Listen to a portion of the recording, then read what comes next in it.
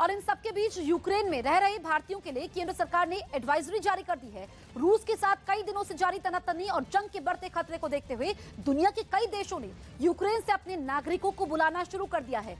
Europe में तनाव से भारत भी सतर्क हो गया है और भारतीयों को अस्थायी रूप से यूक्रेन छोड़ने की सलाह दी है। और इसी कड़ी में भारत सरकार ने भी अपने नागरिकों के लिए एडवाइजरी जारी कर दी है। हम बस यही चाहते हैं कि एम्बेसी हमारे लिए कुछ स्टेप उठाए, बट अभी तक कोई स्टेप्स नहीं उठा रहे, जस्ट बिकॉज कोई भी कंफर्म नहीं है कि किसको क्या करना है। तो एक बार एम्बेसी अगर कंफर्मेशन दे दे तो it will be very easy for us. तो it's like a request from all students कि एम्बेसी हमारे लिए कोई तो स्टेप उठाए ताकि एक कंफर्मेशन रहे हमारे लिए भी और हमारे पेरेंट्स को जो डर है वो निकल जाए। इंडियन एम्बेसी से जो वो आया है कि जो भी सिटीजन्स इंडिया में मतलब यूक्रेन में है इंडियन, वो लोग अपना कंट्री छोड़ दें और वापस अपनी कंट्री आ जाएं, यूक्रेन से वापस इंडिया आ जाएं।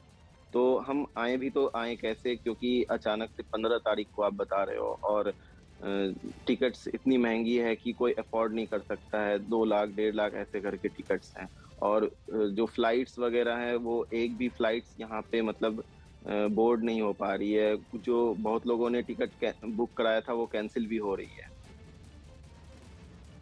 तो यूक्रेन और रूस के बीच तनातनी बढ़ती जा रही है और ये तक कहा जा रहा है कि रूस किसी भी वक्त यूक्रेन पर हमला कर सकता है। इसी वजह से वहां पढ़ने गए भारतीय छात्रों के घर वाले परेशान हैं। छात्रों के घर वालों का आरोप है कि यूक्रेन से आने वाली फ्लाइटों की टिकट 5 गुना महंगी हो गई है और पैसे खर्च करने के बाद भी उन्हें टिकट नहीं मिल रहे। ऐसे में छात्रों के घर वालों ने भारत सरकार से बच्चों को एयरलिफ्ट करने की अपील की।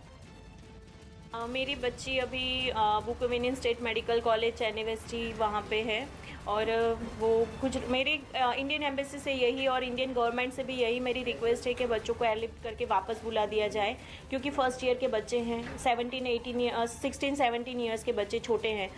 डर चुके हैं बच्चे, क्योंकि कंटिन्यूसली यहाँ से पेरेंट्स के मैसेज जा रहे हैं, वहाँ से भी उनको कहीं से पता चल रहा है कि ये सब कंडीशन हो रही है। तो बच्चे काफ़ी डरे हुए हैं और घबराए हुए हैं कि हम कब वापस जाएंगे। और उससे भी ज़्यादा डर उनको ये है कि मान लो कि अगर वॉर हो गया तो कनेक्टिविटी सारी ख़त्म हो जाएगी, ना तो हम बच्चों से कांटेक्ट कर पाएंगे ना तो बच्चे हमसे कांटेक्ट कर पाएंगे। कॉलेज तो हमें कह रही है कि आप सुरक्षित हैं, बट उन्होंने भी एक सर गाइड दिया कि आप अपने पैसे, अपने कार्ड, अपने पासपोर्ट रेडी रखें। यूक्रेन और रूस के बीच तनातनी बढ़ती जा रही है और यह तक कहा जा रहा है कि रूस किसी भी वक्त यूक्रेन पर हमला कर सकता है और इसी वजह से वहां पढ़ने गए भारतीय छात्रों के घर वाले परेशान हैं। छात्रों के घर वालों का आरोप है कि यूक्रेन से आने वाली फ्लाइटों की टिकट 5 गुना महंगी हो गई है और पैसे खर्च करने के बाद भी उन्हें टिकट नहीं मिल रहे। ऐसे में छात्रों के घर वालों ने भारत सरकार से बच्चों को एयरलिफ्ट करने की अपील की है। यूक्रेन से फंसे हुए सब विद्यार्थी, चाहे गुजरात के हो या देश के हो, उसके लिए देश की नरेंद्र भाई के नेतृत्व वाली सरकार वो भी चिंतित है। हमारे भूपेंद्र भाई पटेल के नेतृत्व वाली सरकार भी चिंतित है।